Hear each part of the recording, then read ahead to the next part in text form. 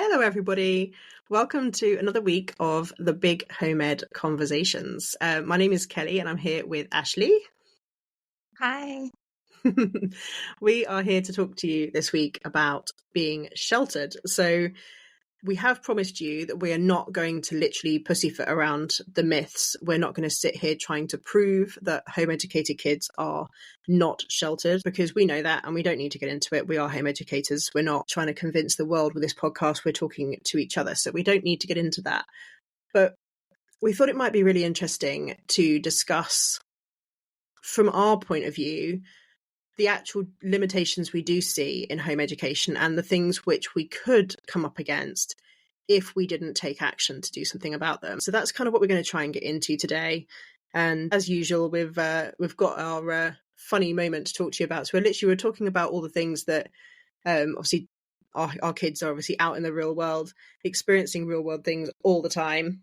And we're having a bit of a giggle about the stuff that they get up to and like the interactions they have, including sort of I am woman, hear me roar that we experienced of Ashley's smallest at the park the other day, and making sure she stood up for the fact that she's big and strong and very capable of doing this scary climbing frame that a little boy was trying to discourage her from doing, and all kinds of funny stuff. They're ever so funny, sort of demonstrating that they are more than confident to speak up, get involved in the world around them. Yeah, so we were recently visiting Bird World, and they have this lovely park there that the kids just love. And there is this little bridge that you can walk across, and you can enter it from either angle. And there was my daughter on one side and another boy on the other side, and she wanted to cross. And he said, "Oh, it's my turn," or "No, you can't," or something. And she just stood up, stomped her foot, hands on hips, and was like, "I am strong and I can do whatever I want." And I was just like, "Okay, that's a little aggressive, but all the power to you." Like, she was absolutely not letting this boy go first. And so I believe he was there before she was. And so I looked at her and I said, "Well, let me just ask you, was he there before you? Because I think it was his turn." And she was like, "Well, I'm going right after then." And so he then crossed and then she went around. Yeah, that was a really funny moment, actually. Yeah, she wasn't going to be pushed around. Let's put it that way. No. Yeah. She's got the confidence of, I don't know, I'm trying to think of the most confident thing you can think of on the planet. I'm not going to be able to come up with something now. Maybe a cat. We come back to cats, shall we? Cats are confident, right? Yeah. They're literally like this, they're taking And they just don't care. Yeah.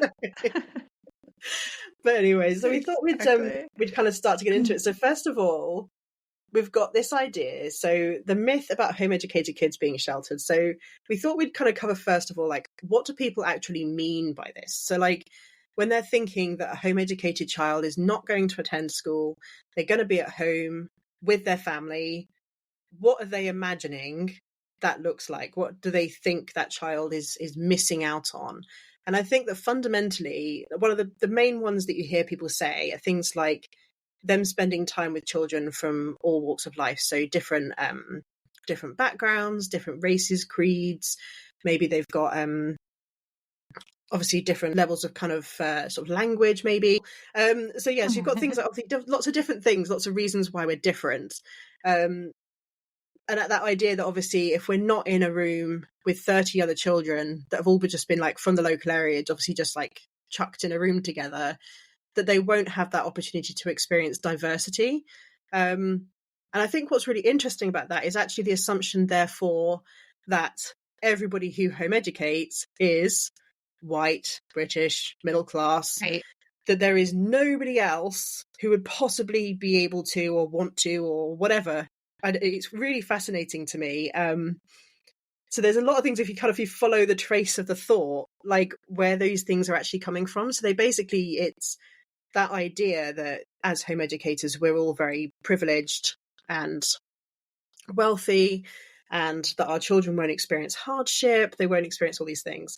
And it's quite fascinating, that one, because, I mean, certainly in my group of friends, I've got a really great friend who's Czech, another, I believe, is from Turkey, another one from Romania. We've got a really diverse, Yeah. actually very diverse group of friends, who are all kind of involved in our local community, or in and do it all the time, have either done it from the beginning or have obviously pulled their kids out more recently. And it just fascinates me, like this. Again, it is another myth, but it's that idea that we're all of the same, we're cut of the same cloth. Which couldn't be any further from the truth, Yeah. could it really? Yeah, and it's really interesting. This was kind of I was looking up some statistics for a different conversation we were having, but one of the things that stuck out to me, and I could be off because I'm going off of memory here, but I think it was something like 41% of homeschoolers in the US are non-white, non-Hispanic, which is like an incredible number if you think Mm. about it, because that I mean, I took a pause on that one. I was like, whoa. So I will double check that fact, but it was definitely something that was surprising me and showing that home education, at least from the numbers I was seeing in the US, has absolutely grown. It is becoming more mainstream, and it's crossing backgrounds, religions, income levels. It's Mhm. very interesting, and even educational levels for the parents. So it kind of spans the entire gamut that you could imagine of backgrounds. There really isn't just one stamp that can be applied to all the families anymore. It's very diverse. Yeah. And it's, what's lovely about that is that ultimately our children, obviously, as well, I guess the question you get from that, I guess, is the idea that people think that obviously if a child is in a classroom with 30 other children, and that is where they get their understanding of all those different things, right? They get their diversity training by Yeah. being in that space with those 30 other random kids. That ultimately, I mean, when I was at school, I wasn't close to, spent a lot of time with, understood very much about, I'd say probably 80% of the class that I was in. Like, if you really Yeah. think back now, I mean, I know obviously I'm like 35 now, so thinking back and remembering the names of everybody who I went to school with in primary school is nonsense, but I really can only remember a handful of them. Like, Yeah. the few who are my close friends, and then a few outside of that that I was aware of and maybe spent some of my time with, right? So realistically, you're not getting diversity training just by experiencing people in that small catchment. Where you are getting your diversity training and your awareness of your community and actually understanding people's backgrounds and experiences is by actually being out in the community. And again, Right. we're not going to like labor on this because we get it, but the point is that it's really fascinating that people who are judging home education or worrying about it are looking at this and thinking that our children aren't getting access to diversity if it's not in their immediate friend groups. Um, they chat to everyone. I mean, Yeah. everyone.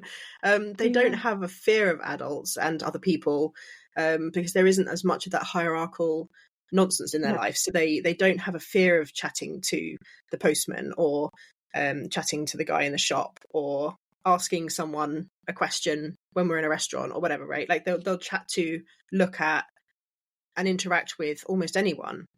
So Yeah. it's really fascinating how, like, just going and sitting in a cafe, for example, with my littlest a couple of weeks ago, there was a gentleman behind us who had a physical disability. He was, his movements were quite jerky. So, bless him, obviously trying to eat his lunch. And there was a moment when he tried to take a bite of his sandwich and he hit himself in the face with his sandwich. And to an Mm. adult, obviously, I'm not watching him myself properly, who's just in my eye line. And my smallest burst out laughing. And it was awful. It was one of those moments I was just like, no, no, no, no. We don't laugh at him, sweetheart. Like, that's not okay. And then I kind of caught myself and went, okay, take a breath. Take a breath. This is her experiencing something for the first time. She hasn't come across someone with a physical disability who is obviously trying to eat, and this is an opportunity for a conversation. And so I just explained to her. I stopped kind of like being offended for him, because he probably didn't even really notice, and maybe he like maybe he gets it sometimes and he understands that children are children, and Yeah. hopefully he wouldn't have minded too much. And I did apologize to him and to his carers. I'm sorry, like that wasn't quite the Mm. reaction I was hoping that she'd have, but I can understand why she laughed, because without understanding that he's not able to control that, it probably did look funny. Like she just like, what is he doing? Like that seems like a strange thing to Right. do. And so it creates a conversation, and then we obviously get to have that conversation and sit down and speak to her about physical disabilities, and how sometimes people, like I said, like when you ask your hand to pick up a sandwich and put it into your mouth, you're able to do that. Like it allows you to do that motion. I said, but unfortunately something is stopping him from being able to do that smoothly. I said, it must be quite frustrating for him, sweetheart. Like he's getting a bit annoyed by it. And I said, it must be quite tricky to live like that. And it creates a conversation. And obviously in situations when you're with someone and they're able to have a conversation with that someone about their experience of life in some capacity, it creates this textural awareness, like this real world Yeah. experience, that just looking at a textbook or reading a story about people who have disabilities will give you something. Or do you know what I mean? It's just an example, but there's loads of Yeah. things like this where if you're just out and you're talking to people and experiencing people, that you will obviously get that information and you'll learn about this stuff. So it's not something that we have to it's definitely not something that home educated kids are sheltered from. Right. And it isn't something that I will be worrying about hugely, because they are out and they're seeing people and talking to people and interested in people all the time. And we plan to travel, and there'll be all sorts of moments like this, I think, for them. But I think it's interesting, isn't it? Because I mean, when it comes to home education, can you yourself think of any of the limitations that you do think that you might come up against when it comes to this sort of thing, that actually, like the worries around shelteredness, like what is it that might actually be happening? I don't, it's funny because when we started talking about this conversation and what kind of came to mind around it, because you do hear these myths that like homeschool kids are sheltered. And I don't really feel that. I always hear it in the context of sheltered from real world experiences, which we were just talking about is not the Mm, case at all whatsoever. And that in fact, it's probably less like the real world to put 30 children of the same age in a room and have them go through their whole school experience in that way, and they're never going to be in that situation again. Your mm, job is not going to be 30 people your same age, no. right? Whatever you do, you're just never going to be in that situation as a parent. Like, I mean, you and I have like 6 years like difference between us, Mm, right? But we're at the same parenting stage. Our children are of mhm, similar ages. We have like that same experience. And I think that like that is just going to be how it is the second you leave that traditional school environment. You're just no longer, in my mind, sheltered no. from the diversity that you're going to experience in the real world. And so I think that when it comes to that conversation, I don't feel that they're sheltered from real world experiences. Now, I'm Mm, sure that there are some home educators out there who maybe do sit in their home with the windows drawn and the door closed and they don't leave. Um, but I actually think that is probably pretty rare. I don't think yeah, it's a very, I just I don't know of anyone. The biggest conversations no. I have with other homeschoolers is, we have too much going on, and Yeah. making sure that, we're not, because it's so easy, right, to sign up for all the things. Hmm. Um, and, I was, again, researching something else, but came across the statistic that 98% of homeschoolers have 5 or more activities a week on Mm, average. And we check that box. We have 5. yeah, And yeah. so it's so easy for them to have experiences where they are learning from another adult. They are interacting with different children, whether it's for a sport or a craft, or if students are involved in any kind of religious activity. So these opportunities are there, and Mm, homeschoolers are embracing them, for the most part. And I think it's something where, like you were saying, we are taking them out to do things like run errands, do the shopping, go to, if we get a coffee, they're at the cafe with us. Yeah. They're wanting to order, they're wanting to, I mean, my kids always want to pay. So they're like, Hmm. let me bring my piggy bank. And actually, we were talking about this before before we started recording, but I had recently needed to get cash out of the ATM. I don't know if you call it an ATM here. Um, and so I brought the kids, well, they were with me. So we went over, and I was actually really thankful that I used the outside one because they were asking so many questions that had we been inside, I think it would have been like a very interesting experience for those around to watch. Are these children locked in a box? Like, what is Yeah. going on? What is happening? So yeah, because my 4-year-old was just like, oh, this is where the money comes from. Like, because she didn't understand what we were doing, because we were just like standing outside at the wall of the building. Like, and I Yeah. put my card in and started pushing the buttons. And so I was explaining, like, well, this is where we get the money, but it's tied back to our bank account. So it's giving us our own money. Oh, well, can I get some money out of here? Like, she was just so interested in how it all worked. And she kept, kids love pushing buttons. So she kept wanting to reach over, and it's like a touch screen. And I was like, don't touch the screen because I don't know what you're going to hit. We're going to end up with like some transaction that I don't want. So Oh, bless them. it was so funny. But, so yeah, so we're having these kind of experiences.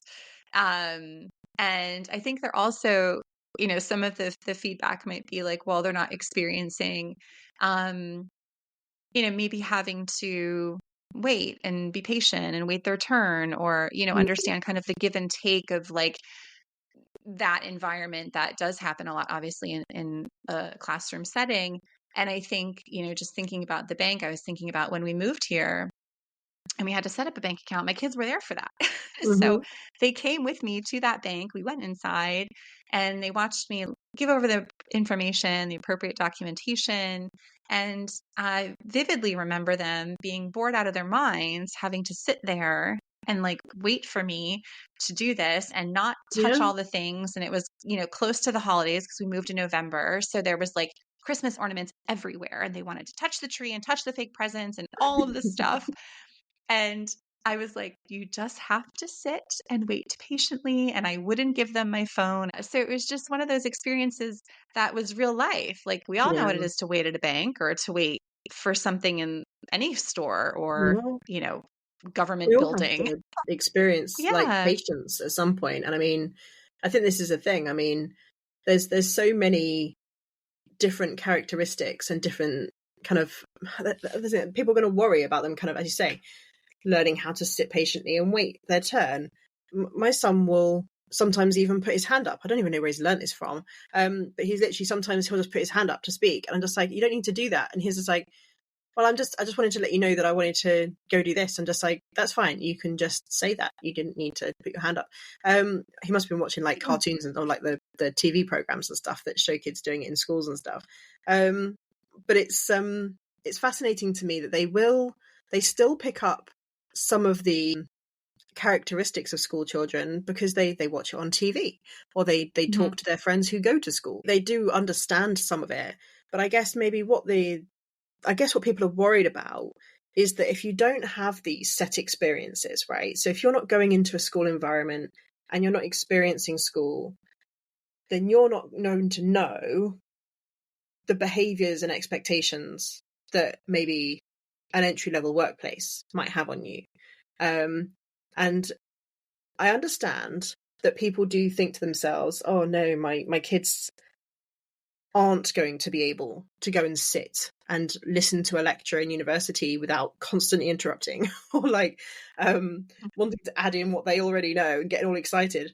Or maybe you're worried that they will try and get a job one day and they'll answer back to the boss when the boss is being ultimately very rude to them or whatever, right? And I guess the question I would love to ask anybody who is sitting there worrying about whether or not their child will be able to sit down, shut up and put up with the demands of what is considered to be real life Right. is do you want your children to sit down, shut up, and put up with the real life that is currently making you really miserable? Or would you like them to be the change that we all want to see, right? And I think that this is a Right. thing. This is where we can actually start to feel quite rebellious. And this is why I know sometimes that the fears about home educators having the autonomy to live their lives free from the orchestrated rules of school, and therefore, obviously, what comes next, is this idea that if you take them away from that and you don't let them experience that, that one day when they go to do a job, they'll have a boss not being very nice to them, and they'll say, "Hey, don't speak to me that way. Like, I don't like that."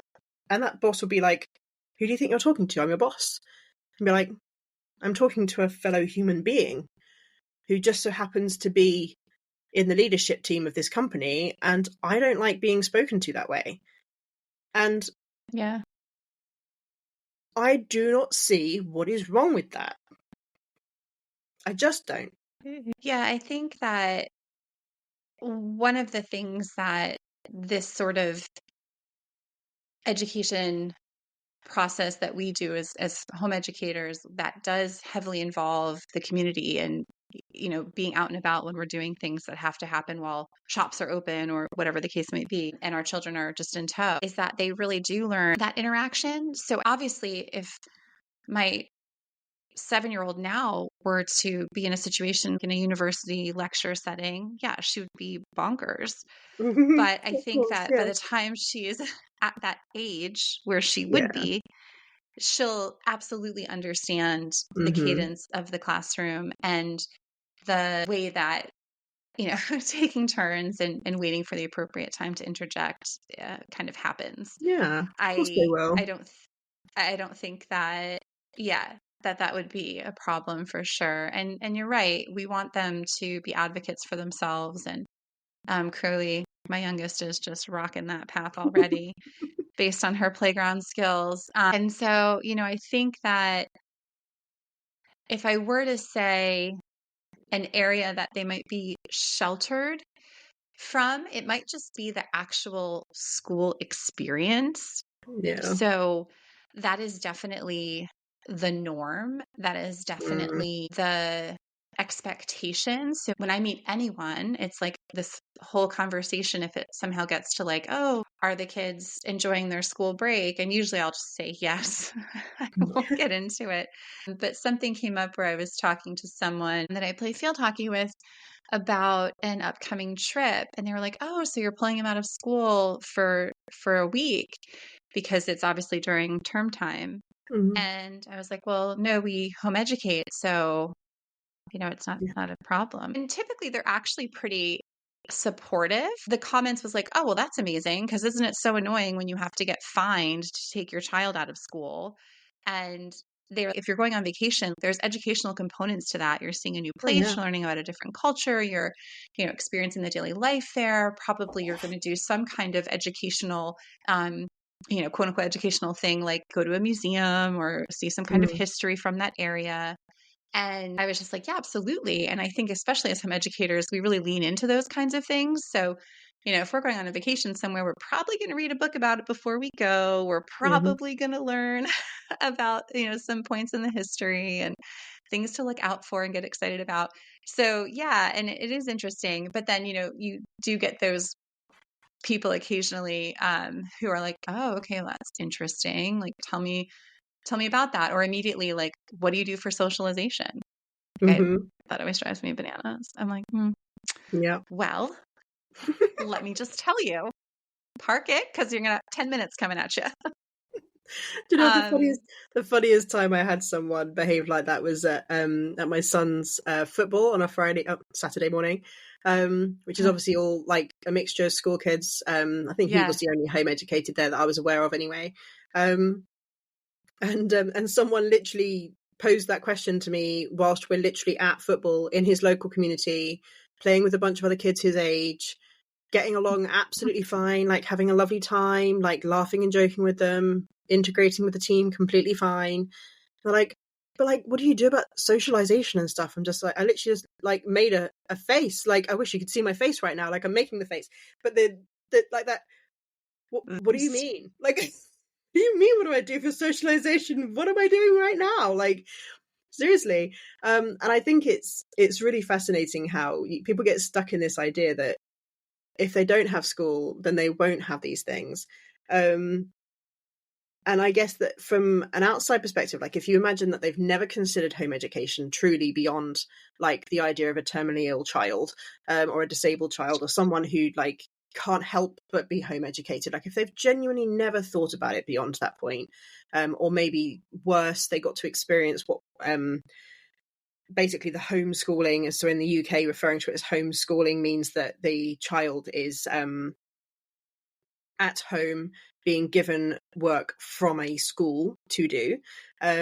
So sort of terminology wise, obviously when we say homeschooling on this podcast, we mean the American homeschooling, which means home education. So just to clarify that one very quickly, but when people experienced homeschooling in the UK during COVID, they experienced an utter horror show of having 5 hours of worksheets, Zoom calls for sometimes multiple children that they had to force onto these various things. And often, I mean, there's a huge number of schools right now that have kids home because they found the school buildings were unsafe earlier this year. So there's loads of schools that are currently shut.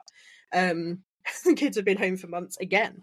It's been an absolute nightmare in this country. But the point is that obviously people are experiencing home education and they never thought about it before, and so they've literally got these same set myths and ideas stuck in their heads, and so you get the same set of questions, and they're all worried about their kids getting this socialization, getting this time with other kids, and for them they maybe work full time. Their lifestyle, their situation is they're working full time, their kids are in school full time. If they didn't go to school, then they would struggle to find enough time to socialize them. So it's an understandable question. And I think that quite often I can find myself feeling a little defensive, then recognizing that actually, well, I Googled all these things once myself. There was a time that I literally searched, is home education legal? I was like, is this actually a thing? You mean we actually don't have to send them to school? We actually can just keep them home? But anyway, kind of we digress. It's kind of back to the point of this whole sheltered thing, is that we're looking at a bunch of different things that they'll experience in school that frankly, I actually want to ask the question now of why do we not care more about not sheltering our kids? Because there's a lot of people who are sending their kids to school knowing that their child is going in experiencing a lot of bullying. They're experiencing racial hate. They are experiencing a curriculum that has been whitewashed and bits of information stripped out of it, or just not bothered to be taught. Goodness me, I'm doing great today. Not taught. There we go. I promise I do know English. So we have to record earlier in the day. That's what I fall back on. At night. We're just exhausted. We're trying. I'm so sorry. So they're learning a curriculum that's got holes in it. Like we all have gaps in our education, gaps in our understanding, and that ultimately we have children experiencing things in schools, including bullying, sexual abuse, harassment.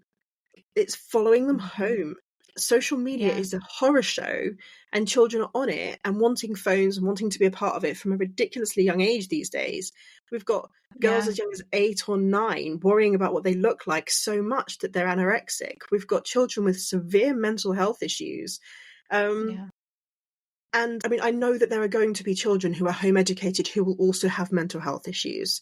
I know there will have children who will be anxious, who are worried about things, who do have tricky relationships with other children. There is obviously, I have witnessed the tiniest amount of difficult relationships. I don't think I've ever witnessed full out bullying. But I have seen moments when things haven't been very nice. But the most amazing part about it is that they're with adults who are paying attention, who know their kids. They know the other kids. And if they don't know the other kids, then there's a parent there that they're able to go and have a chat to and say, hey, this just happened. I've spoken to mine. Would you mind speaking to yours? Because this wasn't great and it really upset them and blah, blah, blah. Like, and it can be dealt with, and it's always dealt with. I've never had a moment where there's been a difficult moment and the parents haven't between them dealt with it and spoken to their kids and and Yeah. worked on it, and maybe gradually over time things have improved, or you just keep your distance and you just don't, like, you teach your child to have compassion, maybe for accepting that person has got additional needs or something, but also to set boundaries and to step away and to say, actually, I don't like that, I don't want that in my life. And to not think that it's personal, to not take it as something about them, that they don't Yeah. need to change who they are or whatever. If that person doesn't like them for who they are, then they just don't bother with that person, play with somebody else. That I have been lucky enough through finding the homemade community to find my people, and to actually be amongst people who get me and feel good in my life. And obviously, ultimately, that's what we're hoping for with socializing our kids, is that we want them to do that. But yeah, I just think there's a lot of things that children are experiencing in other educational settings that are not sheltering them at all. Like, that they're leaving them Yeah. vulnerable and open to experiencing things that yeah, okay, you want to talk about streetwiseness and toughening them up and building so-called resilience. We know that that isn't true, that doesn't work like that it just builds trauma. Yep. Yeah, I mean, I'm happy to shelter my kids from extreme bullying because let's be honest, right? Like like you were saying, there are situations where, I mean, it's not like every homeschool kid gets along with every homeschool kid. No. Children are still children; they're still going to have those behaviors, uh, but it is a bit more controlled. It is a bit more seen, right? And you can be there for your child and believe them and not just play it off like, oh yeah, some kids are like that, just Yeah. let it fall off your shoulders or whatever, roll off your shoulders. So I think that is really important, especially at this young age. Like, I don't think elementary kids need to be toughened up, or they don't need to experience that. And we all were No. there. Kids can be cruel. So I think if Yeah. there's a component of that I can, whether or not it's forever, at least delay Mm-hmm. until my child is at a more confident point in their growth, as they're aging. Yeah. Um, I think that's wonderful. And I think that if I'm sheltering them from those unsupervised situations, Mm-hmm. that's amazing. So I'm happy to do that. I mean, what is the statistics? The average um, kid experiences or sees porn for the first time by age 11, and that shifts down to as early as 7. So, I mean, that's something I would love to delay as Yeah. much as possible. My goodness. Um, and at least have some conversations around it before it does happen, right? Yeah. And then if I'm sheltering them from school shooting drills, which we Mm-hmm. have in the States, I'm happy to do that too. I think Yeah. that if I'm sheltering them from anxiety around grades and performance, Mm-hmm. then I'm happy to do that. If I'm sheltering them Comparisonitis. from, right, yeah, Mm. homework for homework's sake, like just to Yeah. have a ton of homework every night. So these kids barely have a moment to themselves. They spend all day in school, then they come home and have activities, whether it's, scouts or sports or whatever. And then they get home from that, they wolf down a dinner and then have hours of homework until they fall asleep and do it all again. Like, that to me Yeah. sounds miserable. So Hustle I'm culture. happy. It's training for future Yeah. life, right? It's just trying to get them used to it so that they're able to go into a job and allow someone to Yeah. take advantage of them. Yeah. I mean, I just think that there's, there are some cultures who are already sort of wise to this. And I think about the countries that delay formal schooling until the children are, they don't even start learning how to read and everything until like what, 6 or 7. Yeah. Um, and Sometimes I think later. sometimes later, exactly. And I Yeah. think that that's amazing. Like, I was recently looking at a school curriculum for kindergarten in the States, and I was just shocked. I'm like, we did not do that in kindergarten. Now, I No. know this is a great many years ago, but yeah, I mean, it's just so different. And, if we're Mhm. sheltering, I have 3 girls. So if I'm sheltering them from body image issues and just Oh, delaying that yes. as much as Yeah. possible, then I'm happy to. Like, I don't want my nearly 10-year-old on TikTok posting videos and comparing herself to other Yeah. children. It's just too young for me. I mean, we did But not grow up with that. I'm so happy we didn't, but I don't think they need any added stress on no. their like very fragile selves at this point. And ultimately, if I could stop my kids from ever being worried about what they look like, it would be the Yeah. best thing on the planet. Um, Yeah. that I know that obviously that's maybe unrealistic. And again, is the whole idea of being sheltered, right? Like, I appreciate that if I never explain to them that people out there can be cruel and they might say something or they might do something that will upset them or hurt them, then that is obviously a failing on my part. And I think this is where like the streetwiseness comes in, right? The understanding that these things could happen, and being aware that not everybody is nice and that there are judgments in this world. But to remember, I guess that from my perspective, I try and remind my children to be compassionate and to try and understand that hurt people. So like I was trying to explain to them, it's frustrating because you get messaging no matter how hard you try. So for example, reading Harry Potter, there's an awful lot of fat phobia and body judgments that are in Harry Potter's writing, J.K. Rowling's writing. Sorry, I was getting there eventually. I really should wake my brain up for these sort of things. That obviously within her writing, she obviously does describe characters in, obviously they're children's books, so they're designed to be reasonably simple to read. So I appreciate that she is describing them to make a really visual image of who they are and what they're like. But there is an awful lot of fat equals stupid or mean or bully or like they have big red rosy cheeks, that they're like, it's just not very nice. Like there's an awful lot of quite negative language being used around it. And that there was a moment in the car when I hit pause on it because I was just like, my ears were just like, don't listen to this anymore. Like, this is awful. Like, I can't let him carry on listening to this book.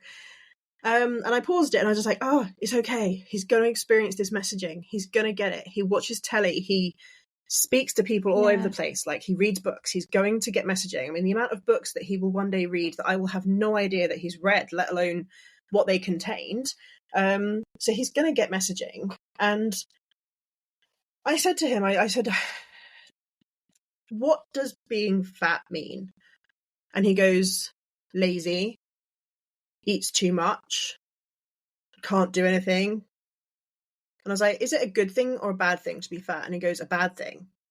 And I was just like, interesting. And I said, mummy is fat. So if you want to own the word, like I tend to use it in a body positive way, so I use the word fat. Yeah. And he goes, no, you're not. Don't say that about yourself. And I went, no. I'm not being mean to myself. I'm stating a fact. I am in a body which is considered fat. It's bigger than the average person, supposedly average, whatever, like what people would consider to be the average. Like, it is, I'm in a bigger body. I said, mummy's okay with that. I love myself. I said, I think, like, do you think that I'm lazy? And he goes, no. I said, do you think that I'm stupid? And he goes, no. And I was like, okay. So fat doesn't equal those things. Like, but some people, and we're all big people, frankly, bigger people have experienced judgment, hate, stereotyping, shoving in a box, made to feel really small, made to feel like you're not worth listening to, making you feel whatever, right? So all these things. We know that we experience that stigma, but I sort of explained to him that he can't go around just saying, oh, you're fat to people, because not everybody has done the work that I have done to accept myself and love myself, regardless of how my body looks. I said, some people will find that really upsetting. And I said, so we had to have that complicated conversation. And there are some brilliant courses out there around this. So like Body Happy Kids, for example, is a really great one, that helps to explain how to talk to children about these things, because we do need to talk to them about it. But we certainly don't want to be adding to the fear and the stigma and the things that make them worry about it even more. So this is the thing. In school, we know that children are being made to worry about their weight by the healthy eating classes they get. They get taught about calories. They get weighed in school in front of their peers. They get, oh my goodness, it's just, there's so much to this nonsense that adds to the narrative that a certain body shape is the correct body shape to be. And that is quite literally being taught in schools. That's not just, it's not something which is just absorbed from kids being mean. This is actual curriculum. So we do have things here which we have, like as you say, I am more than willing to shelter my kids from this nonsense, because I don't want it in their heads. I don't want them worrying about this stuff. I will educate them about nutrition. I will educate them about how to eat a balanced diet, what their body needs in order to be able to keep going like they like to. But we do talk about, like, we need to make sure we have varieties of foods, that you can eat whatever you want, but we must make sure that we've, like, think about what you've eaten that day. And if it's mostly like bread or chocolate or apples, then we need to think, okay, well, what else could I eat? Like, that's normal, that's a good thing, but it's not shaming anybody for eating too much of one thing or whatever, right? So we can go on about this forever. Yeah. But the point is that Street-Wiseness, when we're thinking about the stuff that they do need to understand, that bad things could happen, that there are mean people out there are scams, there are things that they need to be conscious of online, that there is so much, that I kind of just want to almost stress that it is still our responsibility to teach our children these things, to make them aware that these bad things could happen, that they might go into a workplace one day, and just try and remember that not all the people who are there are going to have been raised like you. But is that not the case of every child? Like, whether they've been in school or otherwise, you're going to go into any new situation that you go into. Like, it's going to be like that, isn't it? Yeah. And I think that, even looking at like the experience with the book, or, as the cafe experience you had with your youngest, like, as these situations come up, we have this ability, just because of how we're with them so often, all the time, that we can interject and kind of we can pause the audiobook, we can stop reading the book, we can ask the questions and kind of have this really frank conversation about how things work, how it is, and then even to talk more about like the liberties of an author, right? I don't think they're too young to kind of hear why things are like this. So we can really kind of explain to them, like, look, this author is trying to paint a picture for you, right? This is a book. It's not a movie. It's aimed at young readers who are kind of making that transition from picture books to books where they have to visualize it in their mind, right? And that's so great. We love these stories, but sometimes the words that an author chooses to use is based on their own experiences, their own, I don't want to say limited, because I mean, I know she's a great author, obviously. But like the vision that they're trying to paint for you might not align with our values as a family. And so this is when you can take this book just for what it is, and understand that it's not something that we're going to derive our own values from, right? It's just a story. And you are going to have to, in life, decide, is this something that I want to believe and like make part of my core value system and let it dictate how I feel about myself and others? Or is this just a fun story, like, I don't know, Little Red Riding Hood or something like that, right? So being able to have those moments where we can pause and like dive deeper, we always hear the term like the rabbit trails of home education, like, we can kind of go down a different path for a minute and really talk about something that's, important to us or to our family, and be able to have that conversation. And I think kids really appreciate that, because we're not talking down to them.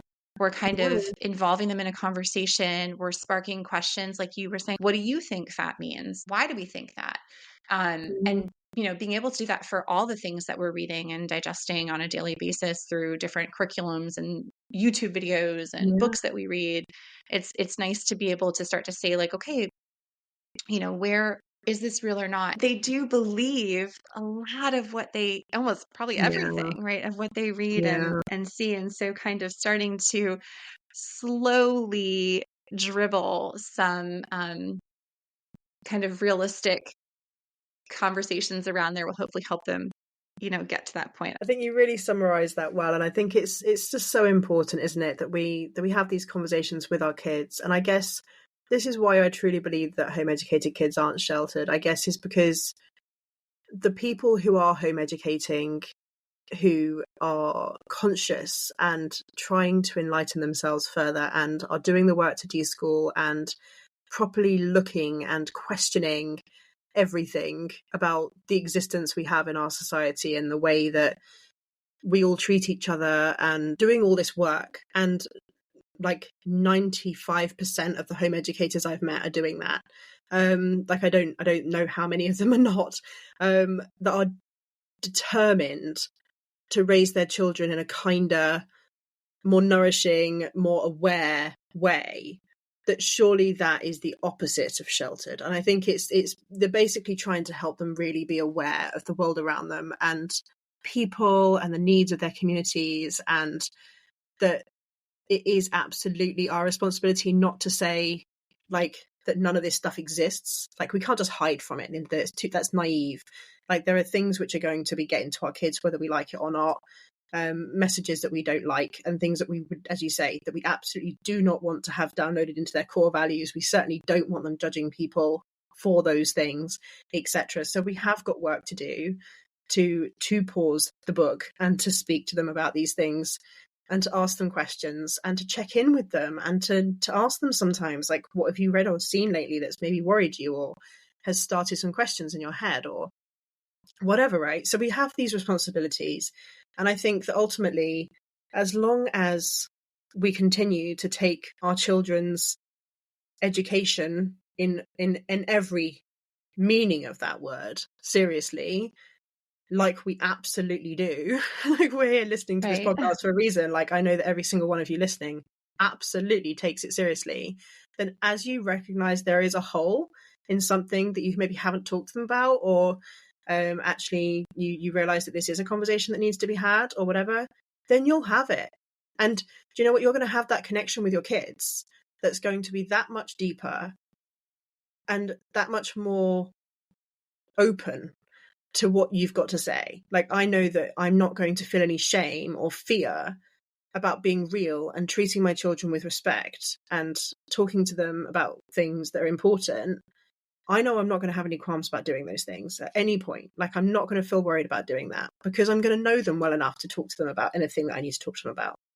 So I guess it's just a case of having some faith in yourself that, so if you are worried about this and you are actually thinking like you are worried that your children are not going to get some of the experiences that you think are quite formative, then write them down, stick them on a list somewhere of things that you definitely want to make sure your child has experienced by the time they reach adulthood, right?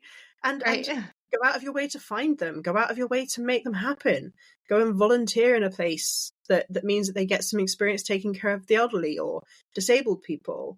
Like help get them to go and take care of pets, get them to do whatever, right? Get them to go and live in the real world like they are, but expand it however you're seeing holes in it. Just go find stuff and just trust that no matter what they might be experiencing in school, we do not need to toughen up our children. We do not need to build the resilience that way.